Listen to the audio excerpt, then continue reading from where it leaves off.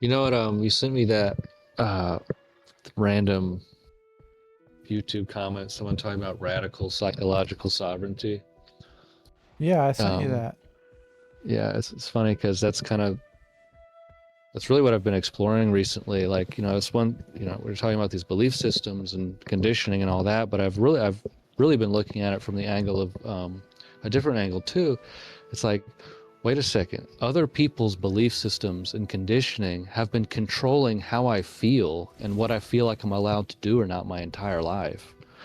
And I just realized all these ways that I've been for 38 years, like this anxiety or anger or this or that, is the result of someone else trying to tell me how I'm supposed to be. Like someone dumping their shit onto me Mm. and it getting uploaded as a belief system. I'm supposed to be like this. I'm not supposed to be like that. I should feel this. I should feel that. I shouldn't feel that. Even like how I'm allowed to think about God. And it's not quite anger, but there's this realization that like I'm just tired of other people's opinions dictating how I can think about God and what my experience with God is, because that's what it ultimately controls. There's just this feeling inside of me of wanting to be absolutely free of other people interfering with who I am, and what I feel. And so I want all this uploaded shit from other people out of me to the whatever extent that's possible. So I have this inner resolution that like, you know, whoever Reed is as the person, like I I don't want that to be controlled or tainted by other people's ignorant shit anymore. Well, how do you Like stop it? you're I think it's just being aware of it. I mean, Anthony de Mello talks about that one. It's you don't have to get to the root of anything, you just have to observe that system in action. But like any belief system, any thing like that you notice in action was given by someone else, so it's not like you got to figure out where any of it came from. The answer is somebody else, like automatically. um, I think in most cases that I've encountered, at least. um, and any belief systems that I've created have been created based on believing stuff other people told me. I just shape it in a different way. But how do you stop it? I think you're just aware of it. You recognize that's not you, that's not me. That's not me feeling that. That's not me thinking that. That's someone else's shit that was put inside me, feeling and thinking for me. There's, But isn't that everything? yeah, maybe so. I'm interested in finding out if there's anything. I say when I look, I can't find anything, but I'm gonna keep looking and see if like maybe there is something. I don't think it doesn't even make sense that there's anything, but um, the only thing that's unequivocally definitely me is this. That's the only thing that's been with me the whole time. It doesn't change. It doesn't leave. It wasn't given by somebody else, and it can't be taken by anyone. Um, it's with me without question. Um, and since it's formless and shapeless, uh, and it's here everywhere, there's no boundary between that and me. And so when I look for me, that's what I ultimately find is this. Uh, but for the experience of this person within this, you know, there is something that will act in a way naturally. Um, and I want, the rest of my life, I want to be whatever it is I am with as minimal interference from authorities, which is one of the things Krishnamurti talked about. We take other people to be authorities and then let them dictate how we feel, think, and live. And not just like not at a physical level, but a psychological level. Like it's one thing for an authority to tell you, okay, you have to go to school, you have to, uh, you can't do this, you can't do that. Here, this is the law, blah blah. The physical authority, like determining the rules of the road, how you can drive or whatever, it's different. This is about psychological authority. No one is an authority over me, what I am, what I'm allowed to be. Except the voice in your head and the conditioned beliefs and things that were Yes, implanted by that, all the authorities. exactly. And we take that to be us. That's the Yeah, but that's the great. that's everything. Like none of it is you. So like Mhm. everything that you think you are isn't what you are. So Right. the process really is, honestly, it's as simple as like Nisargadatta was saying. It's just resting as the unknowable, unseen space, and then just seeing what comes out as you grapple with these authoritative or thought-based belief systems that were implanted. It's just that, like, that's the grapple. That's like the tension. That's the experiential growth. Yeah. But there's nothing that you actually are anyway. So it's just, and so when you aren't anything, you then you get to just exist in being, which is the ultimate freedom. Yeah. And so yeah, it's not like a bait and switch. We're like, all right, I'm gonna be free of all what other people have always wanted me to be, and then I'm gonna be this new thing. It's because that's just another thing. That's still the trap of I've got to be something. I'm not gonna be what they want. I'm gonna be what I want. There's still a thing I gotta go be. But it's more about seeing.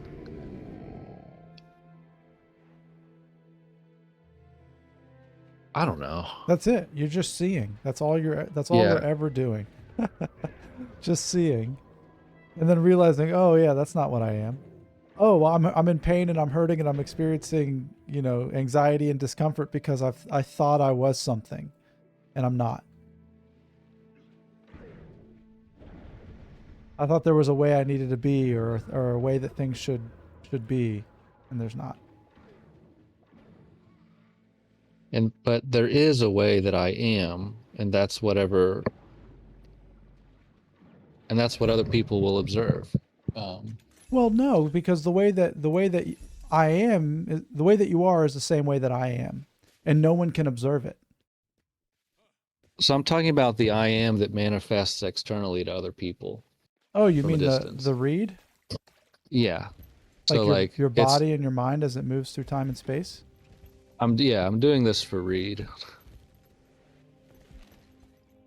You're doing I'm it. doing this.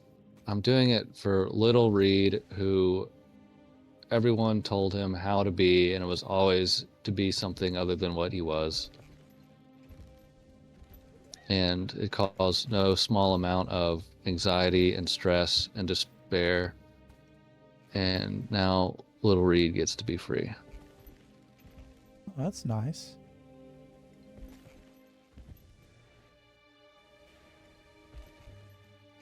And there is no little Reed, but So yeah, this is the also Inside the Mind's Eye stream. Donate and subscribe. We will give all the subscriptions to Little Reed, and every single sub and every single follow will help a Little Reed in North Carolina.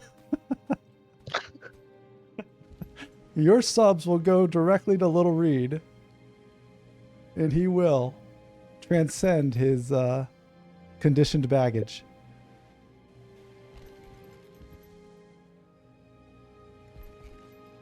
I'm just kidding. I don't think I'm gonna ever ask anybody for subs ever. I don't think it's I don't understand why people pay money to people to play games. Like advertisers will do it, but because they well, wouldn't you rather do that than pay some shithole company like Netflix to watch their shit? Yeah, that's true. You see that I like the Like, so Patreon support an ideas. actual person. Yeah, Yeah, me too. That I've thought about that before. Like, I want to be a billionaire so that I can support people that are making cool stuff, so they don't have to be shackled to the need to make money. yeah, I So, completely agree. that's the idea of a patron. Yeah, Yeah, I'm subscribed to two different people's channels right now, and I do it because yeah, I watch all their stuff, and I'd rather give them money. yeah, Yeah, because then if enough of people like me subscribe, then they don't have to work, and they can make more good stuff for me to watch. yeah. Exactly. But yeah, we should be supporting actual helpful content from real people instead of The billion-dollar supporting the industry, companies that we hate. dude, isn't it We crazy? hate streaming services. We give them all our money. We get Yeah, I want to know what happens. What happens? It's like every company starts out with this strong vision. They're very helpful. They seem to be reasonable, and then something happens where they just turn into this corporate entity that doesn't care anything else but its own growth. When does that happen? when does it happen? Yeah, like is it when you have a board with 8 people, a board with 3 people, like It's shareholders? it's once the people running the company are trying to make a profit and not trying to make a product. Okay, so once it stops being about the product and starts being about the profit. It generally happens when there's an original core group of people, there's a founder or something, they build a company, it's successful, they move on to another project, they sell the company or pass it on, and at that point, the company can't not be going to people who want it as a means to an end. Unless you find the one person who's like a fanboy of the CEO, that wants to just continue their legacy or something. But it's the person buying the company is doing it to make money, not because they really care about people and they recognize the value of this product and they just want to keep it the same forever. It's just so there's that transition. It's like the person that was doing it as a service moves on, and the people doing it for money step in. Gotcha. But the externally, it appears that the company's the same. So maybe the illusion is from you've got a company with a logo and a name that remains the same. But really, that's just a shell entity wrapping this. I don't know. It's the Product. confusion with, yeah. Huh. I mean, I think that's what happens, but that's what always happens. It happens to AA meetings. Wait, You get what 5 happens? people. You get a strong core group of people who are like, you know what, the meetings around here suck. We're gonna go start a strong meeting. That meeting is strong until they all, 5, 10 years later, they stop going, and then it's just a shitty meeting again. Yeah. That's just because you've got the people who had something. Because when someone has something, it's not easily transmitted, if ever. That's why, like, the best gurus in the world have disciples that aren't quite as good, and then their disciples are usually even worse. And then 3 generations later, you just got, I don't know what you got. I mean, think you got Ramana, and then you got Papaji, and then you got Muji. But like, does Muji have disciples? Like He's too young, I think. I mean, you what's can. or like let's say, Gangaji, but like Papaji's disciple. It's like there's power is lost with each generation. I don't know though, because Muji's message is really clear. It's pretty good. Yeah, but he's not a Ramana. Ramana Maharshi But is legendary. I know, but I mean, why though? Like I've read his words, and he's saying the same thing Muji's saying. It's not any different. I don't know. I think it was more about his presence. But wouldn't People you? got enlightened being near him. Well, do people get enlightened being around Muji? I don't know. Is he the type where you walk in a room and then You your wake mind up. stops? I don't know. I've never been in a room with him. Yeah, I don't know. I think it was just a different time. Think about that. Like anybody who goes and meets with Muji, before they step into a room with him, they would have probably spent hundreds of hours with him through podcast and video. So by the time That's they true. even get in that room, it's not like they can be knocked off their socks because the messaging has already had time to distill. They're meeting their image of Muji already. Yeah, Their idea yeah. of who he is But and what he's saying. imagine you didn't really know what you were looking for. There was no real terminology for being a spiritual seeker. And you just end up in front of, and this is like in the 1920s, you end up in front of, who's the guy again? The main guy? Ramana. Ramana Maharshi. Uh-huh. Yeah. And then you end up in front of him, and just his presence and the way in which he is knocks you off your socks. Because you're like, I didn't know I that think you that's could really, exist without thought. yeah, I think that's a really good point, actually.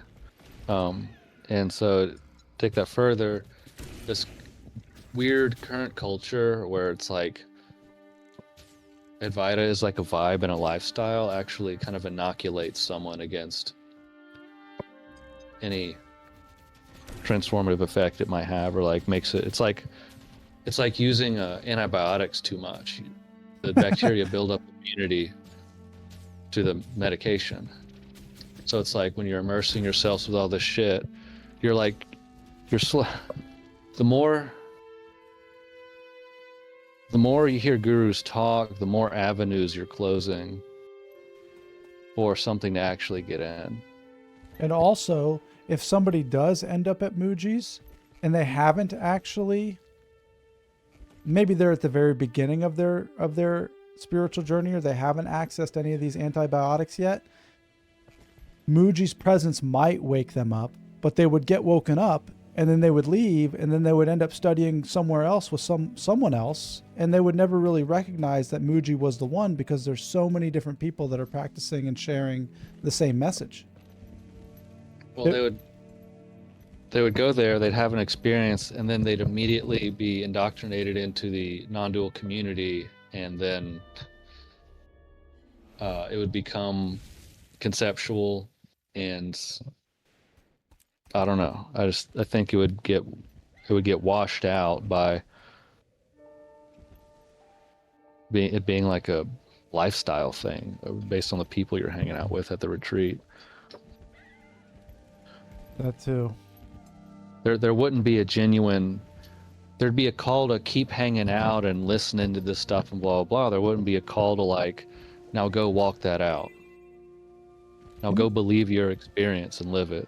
You know what's kind of weird? Have you been paying attention to Rupert Spira's stuff recently? No. So I was looking at it, and it doesn't look like he's getting much engagement so much these days. But when I first encountered him through the Friends of Rupert Spira group, it was like he was all the rage.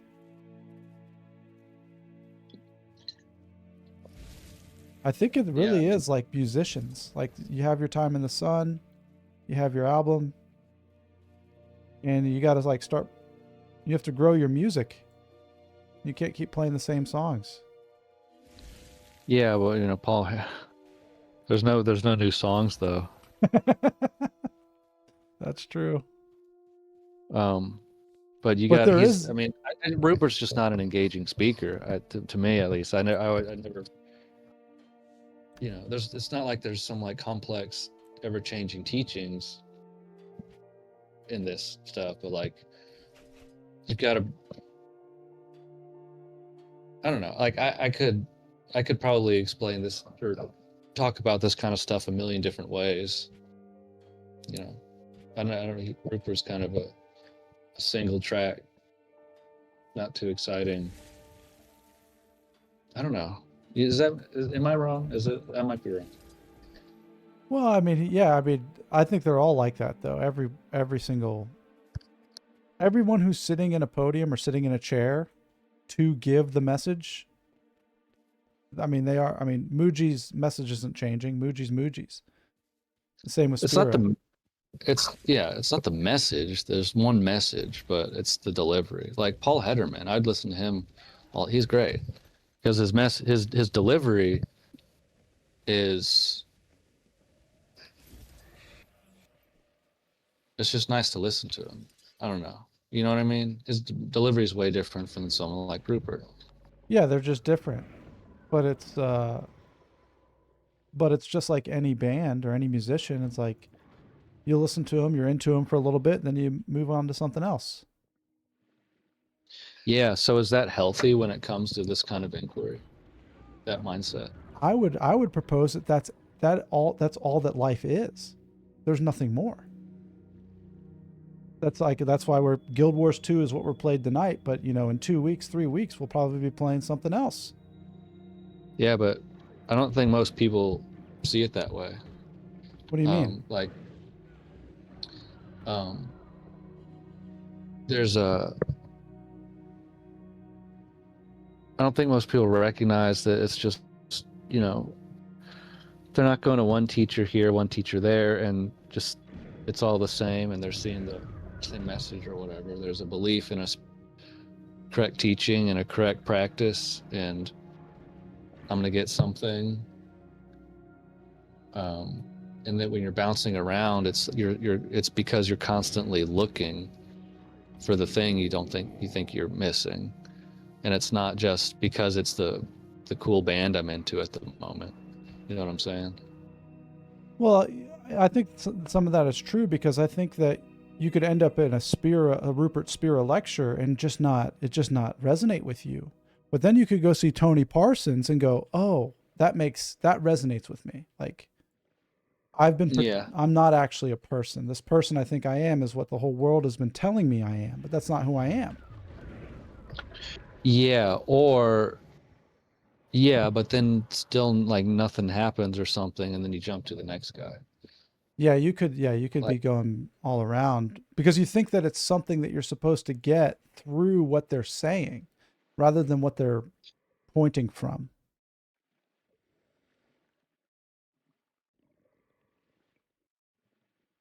yeah. So the question is like, you've heard the message. Are you going to believe it or not? And by that, it's like, are you going to believe it and therefore apply it? And paradoxically, yeah, like it's almost like there's a practice in the sense that like, because it's like you hear the message, or at least I did for a long time, heard the message. So yeah, it sounds right. It sounds good, but I didn't like. When someone tells you there's nothing to find, oh yeah, that's just what they're supposed to say. Like, do you actually believe that and stop looking? Like, are you going to believe it and then let that take an effect? Well, who Let says that who says there's nothing to find? every single one of them.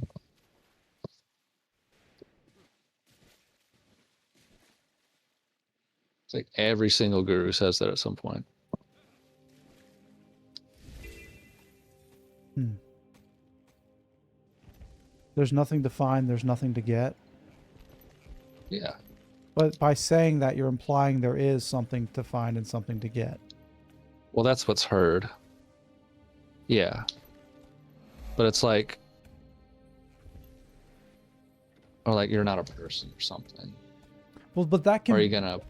So like that's the free will thing and the you're not a person thing. Like you don't have to convince anybody of that. You can see it if you're guided. Like if you can listen, if you're good at listening and paying attention, you can see these types of things for yourself. You don't have to be convinced. No, it's not about being convinced. I'm saying, are you gonna hear it, take it, and run with it, or hear it and then not really totally follow what it's saying? because you like hanging on the fringe and letting someone else be spiritual for you, i.e. the guru or the teacher. That's the difference I'm talking about. Well, Because that's the difference between watching 1,000 Krishnamurti videos and watching one. And because if you've watched one, you've watched them all. Like, so then tell me this. I think you can answer this question with your own experience.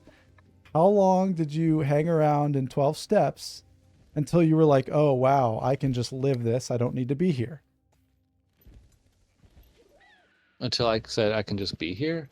Until you realized you didn't need to be there, that you could just be recovered or be recovery. You don't actually have to do or all the stuff that everybody was telling you to do and all the meetings you went to and all the way you lived. Like how long did you do that until you finally got the message? I mean, it was a couple of years. I don't know if that's a good example. Why not? I mean, the Muji. Because that's like the opposite example. Because that's everyone's telling you to do the steps, and then I do the steps. It's like Krishnamurti's telling you something, and then you don't do what he says. You just continue to watch his videos. That's what I'm talking about. It'd be like, how long were you in a meeting without doing the steps? Would be the question. How many hundreds of meetings did you go to before you actually believed and applied what was said? Or did you just want to keep going to the meetings because they provided just enough of that spiritual feeling, just enough of that feel good, that was really all that I wanted? I don't want to change. I don't really want to look at something difficult. I just want someone else to be spiritual for me. That's what I'm talking about. But I don't know if that's what anybody's doing. Well, I know people are doing that because I was doing that. I know I'm not the only one. You know people are doing that. As evidenced by the fact that there are people in Buddhist meetings. Hmm. We want to talk about it. We want to listen to it. I see people trying to live it. Like I see every time I listen to one of these videos with Lucille or the Buddhist people asking questions, like they're really trying to live what the message is. That's why they're asking.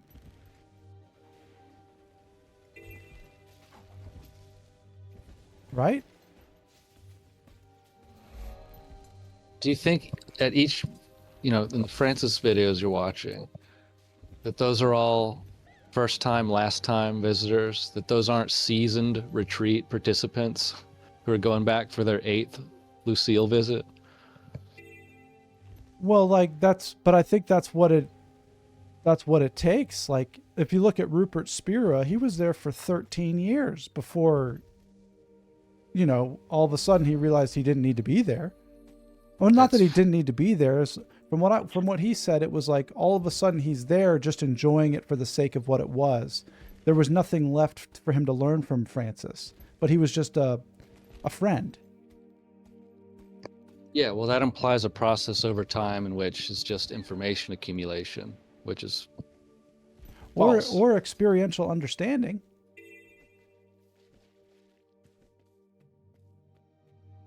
I'm not talking about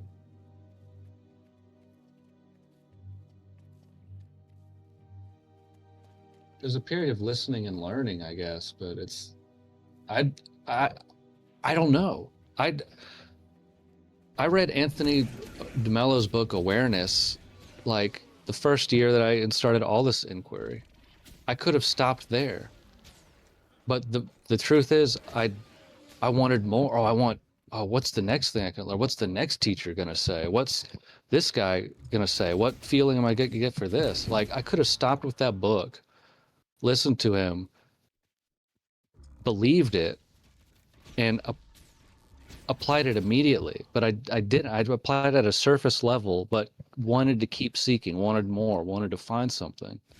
I didn't actually want freedom. Like UG Krishnamurti says this in one of his weird online videos. He said, people ask him questions and stuff, and he said, stop, you don't actually want to find freedom. And that, I think that's the truth. I wanted what I thought freedom would feel like. I didn't want freedom. What do you think about that? I think that sounds great. That makes a lot of sense. Yeah, I think that's it. Yeah, that sounds good. Yeah. It's hard for me to understand it because I never had that experience. Yeah. But that makes a lot of sense. Yeah. I wanted what I thought I could get from it. What it means to actually, because it might not feel like anything to drop a belief system. I wanted to feel like I was dropping a belief system.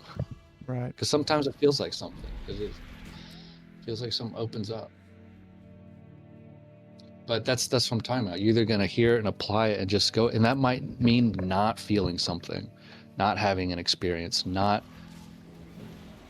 whatever, this thing you see that seems to be implied you're supposed to feel. It means letting go of your desire or right to have this enlightenment experience at all. It means walking away. Like, if you really listen to these guys, the only thing to do is walk away and look at yourself. I mean, guess. I think it's a philosophical walk away. It's like, stop judging, stop thinking, deciding what you're doing, but allow whatever it is that you're doing to occur. It's all about allowance. It's this. Yeah. Well, the question is, would you then naturally continue to show up at these meetings or not? If you could experience absolute surrender and allowance, yeah, who knows? Who knows? I would. Yeah, I mean, I know that. I was sharing about this the other day on the podcast. I can't remember what I was referring to or what I was talking about, but I was basically saying, it was so the experience I had at the warehouse when I like had a Satori experience. Nothing about my life actually changed. What Adam was actually doing before and after that moment didn't really change, objectively speaking, but internally speaking, everything had changed. Yeah. I think that's it.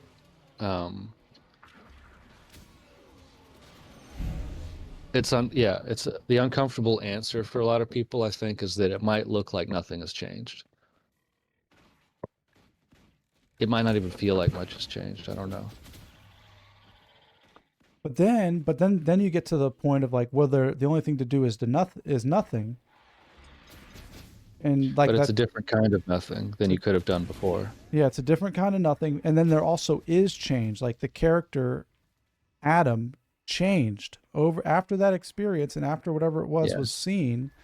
I've been in a state of change ever since, this person or however I'm showing up. Yeah. And then in Anthony DeMello's book, I'm reading for the first time, it's called Rediscovering Life.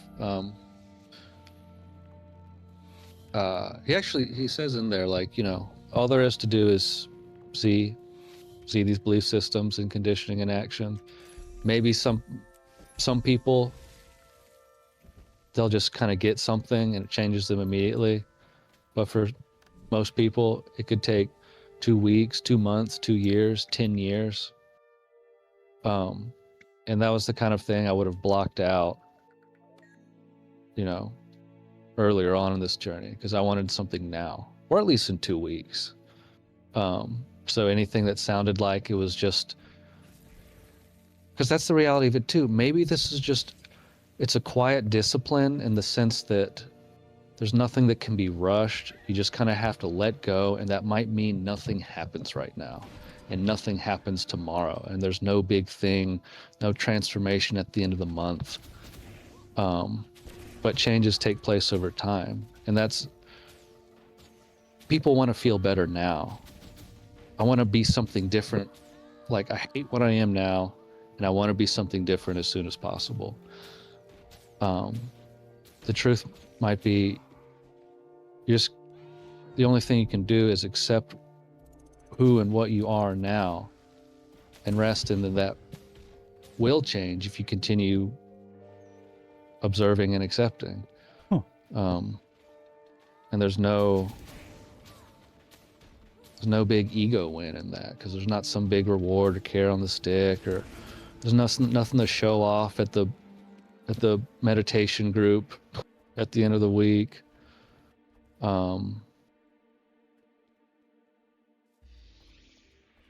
It's painful because there's nothing you can do. That's the reality of it. Yeah. No, that's what I'm saying. Like, accept that now. Right. Like this, but that's what all these guys. That's another thing. All of these guys are saying that too. There's nothing you can really do. Right, but this is different. Like, this is the doing is it's incredibly difficult. You're actually doing, not doing. It's incredibly difficult to just accept and acknowledge where you are, and to be in that and watch it, and just watch it, and then not, and watch what your mind is going to do with that. Like, your mind is going to try to say, oh, you should go do this, and then you're going to have to ignore it. And then you got to say, well, what is the thing that's ignoring that? You know, it's very painful and uncomfortable. And it might even not look like that specifically. It could look, I know for me, what I need to do at any given time, or what my practice looks like, is constantly unfolding and changing.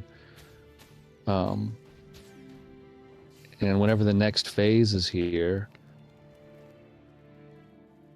it's like this new thing is revealed to me, and then that's what we're doing. And it's really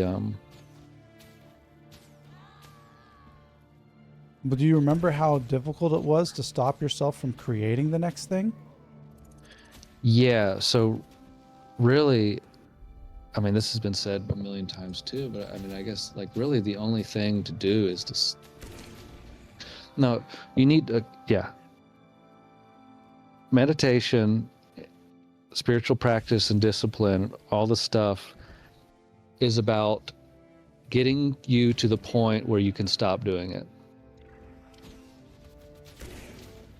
How much meditation does it take to get you to a place where you can let go of meditating? And I also think that the entire message, everything we're talking about is fun to listen to and fun to talk about, but it'll change depending on whoever the person is. Like, what we're saying, we're trying to speak some relative truth, and there is none. Yeah, no, it's all contextual, and it's all relative. And, like, yeah, there's different phases of this stuff.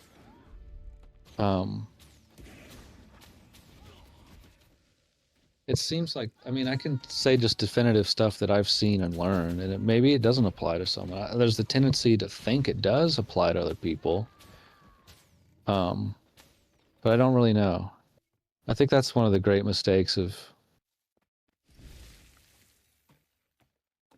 that all humans make, is that the stuff they've learned and experienced somehow universally applies to all people at all times. Yes, and it doesn't. It doesn't, and then that's a big letdown too. Yep. All of this stuff is a letdown. The real spiritual game is a big fucking bummer. It's a big letdown, because, and of course it is, because we come to it wanting to win something. We want a party. We want some prizes. And it's like, oh, okay, I got to get rid of the person that wants the prizes or whatever, but, like, that's seen as a prize. Yeah, it's a... Can you be comfortable with no wins and no changes? Can you accept yourself as you are right now for the rest of your life. If you can start there, that's where you should start. There's That's the beginning. that dude Michael Singer, the guy that wrote The Untethered Soul. He always says, what about this right now am I not okay with?" Yeah. And how long is it going to take you to get okay with that, so you can fucking move on? It can take 5 years of practice, or it can be immediate.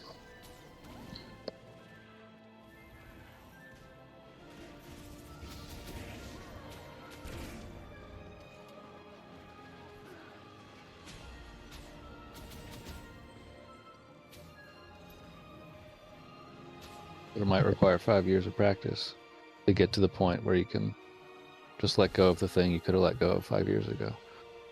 Well, that's the other thing too, is like once you see it and once you drop all that stuff, that's when it actually, like, another game starts. Like, that's actually the beginning.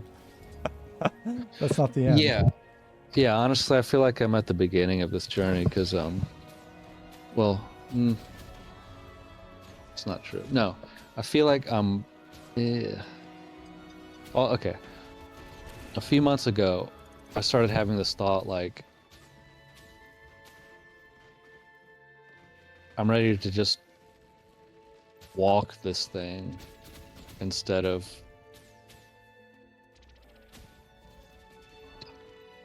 like I was talking about chasing after it, because I stopped reading books and watching videos and stuff. I stepped away for a whole year, and I came back and I was like, I want to walk Zen,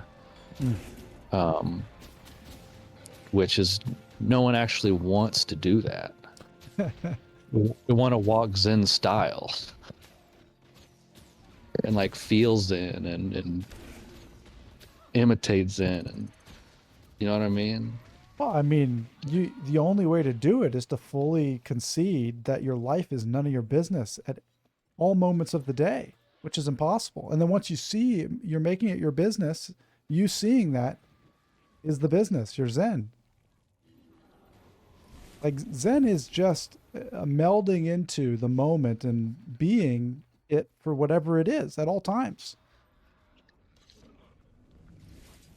So you can walk Zen and be Zen, even if you're reading a book about how to be Zen. I think it's the opposite. I think it's about saying that all of life is your business. Every single thing is your business. But who? Who's the your in that equation?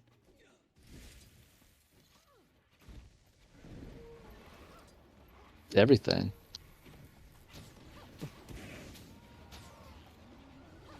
It's saying the same thing, but it's when all life is your business, all sides of each coin.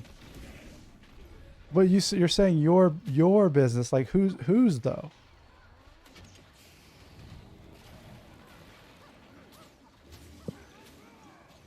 Well, who's the you, and it's none of your business when you say that. The person that thinks it's existing right now? The person that's living and breathing and is connected and tied to this mortal coil? Okay, then that's what I'm saying. So you're saying the mortal atom or the mortal you, all of life is its business? Yeah, but that includes both the thing and the resistance to that thing, which cancels itself out and leaves you in a state of total acceptance. Oh, okay. Yeah. I see it now. I just prefer to see it from that the positive side lands for me more than the negative side of it. That's all it is. It reminds me of Dharma Dom when he said, anybody who's arguing another person's enlightenment doesn't know, is completely clueless or whatever. feel like I don't know the story, but you told it really poorly. I don't think it was a story. He just said something.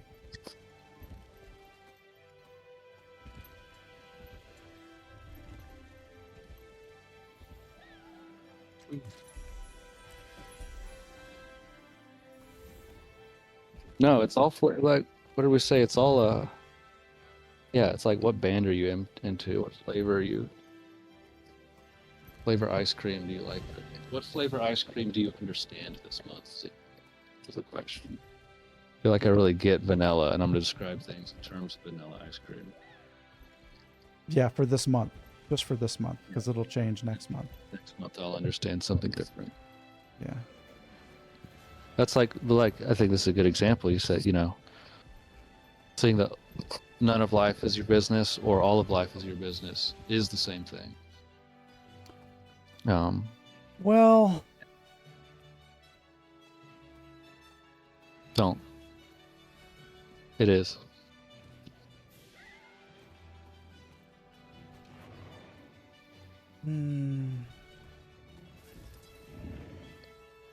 Yeah, it's kind of both. You're right. It is kind of both. It's just a different side of the coin. One's heads, one's tails. Yeah, they look a little bit different, but it's the same coin.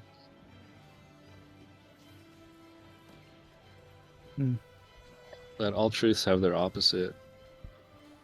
I mean, I've had insights into truth, if you will. Seen something that's wordlessly true, and then a week later, seen the opposite of that as wordlessly true, confirmed by the universe in my presence. So it's all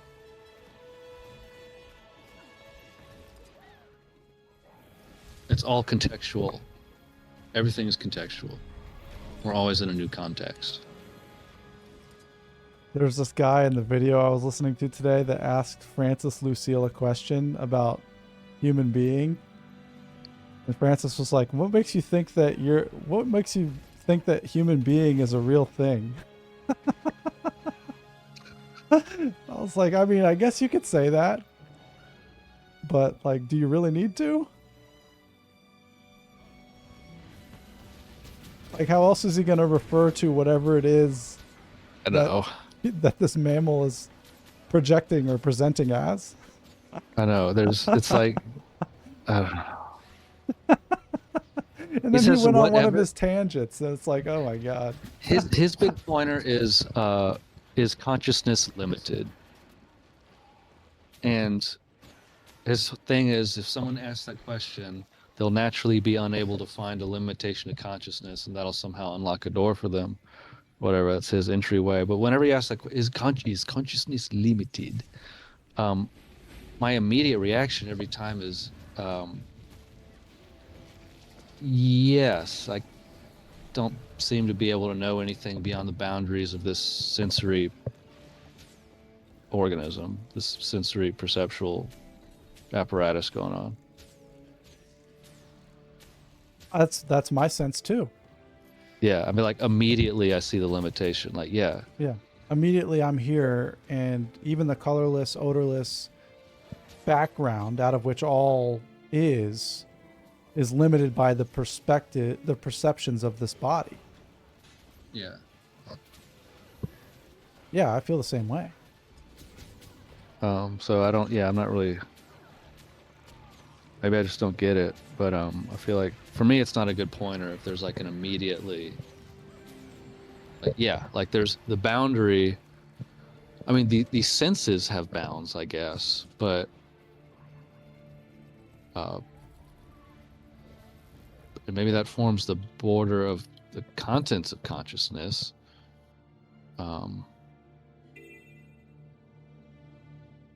I guess now that I'm looking from it, I'm seeing that there's no way to know what sense perceptions are going to arise in any given moment. So in that sense, like try to find the end of your field of awareness. You can't. Yeah. You also, like, since the senses are limited, you can't really know past the boundary of the senses. So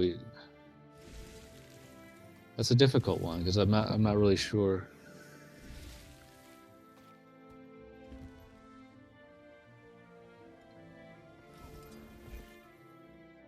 So I have evidence that the sensory range is limited.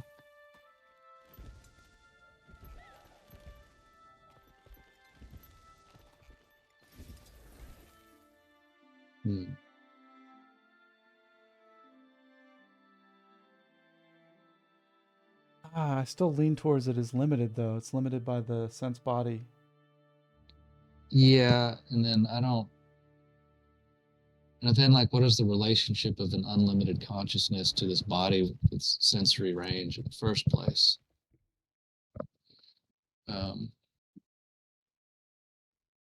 Isn't it?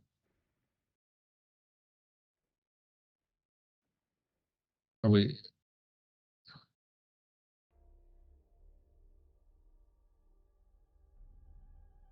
There's no way to know. There's no way to know.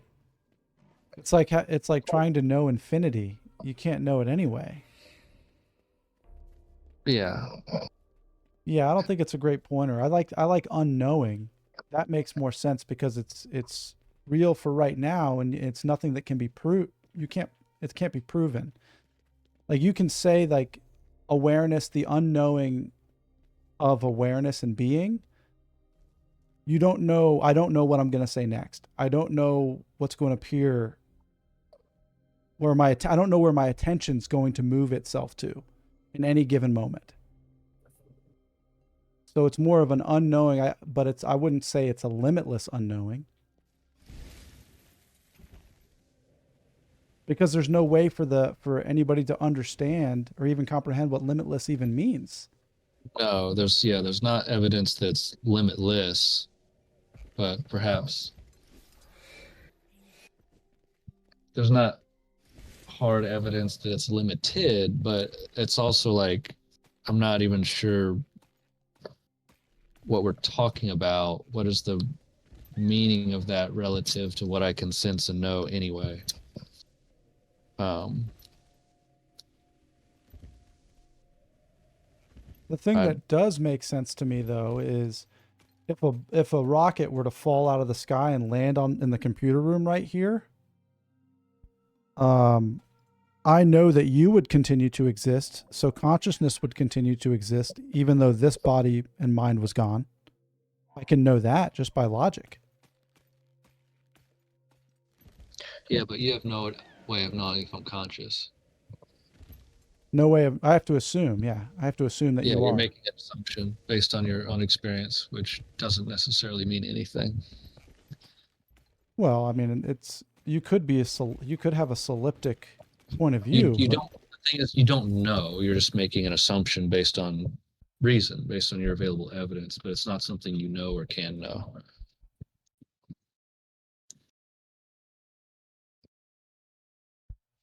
That's everything. Just like my here contains all, because here I will never know anything outside here.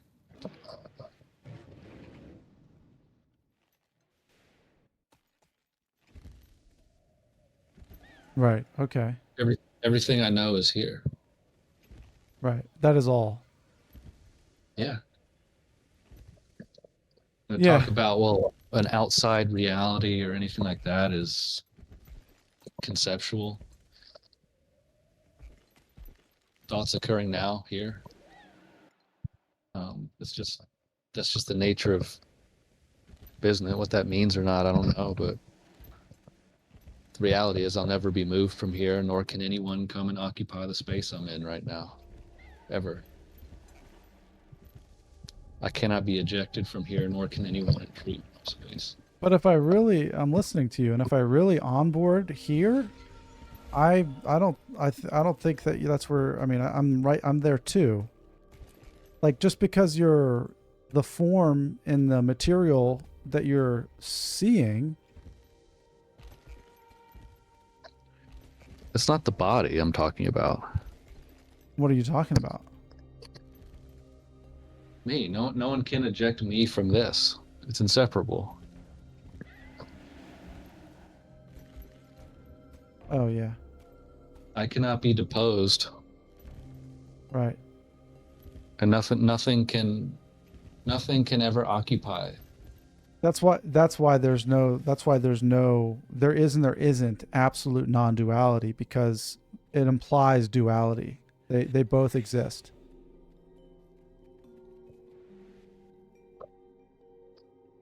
Or they both don't exist. Either one.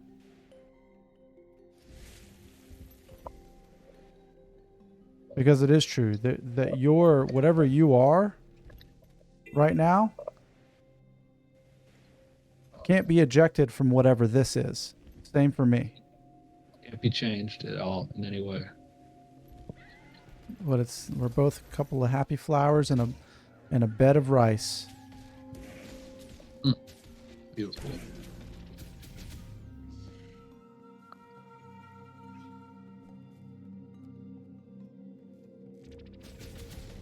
Okay, I'm going to bed. All right, good night. All right, good night. Thank you. See ya. Bye. Have fun.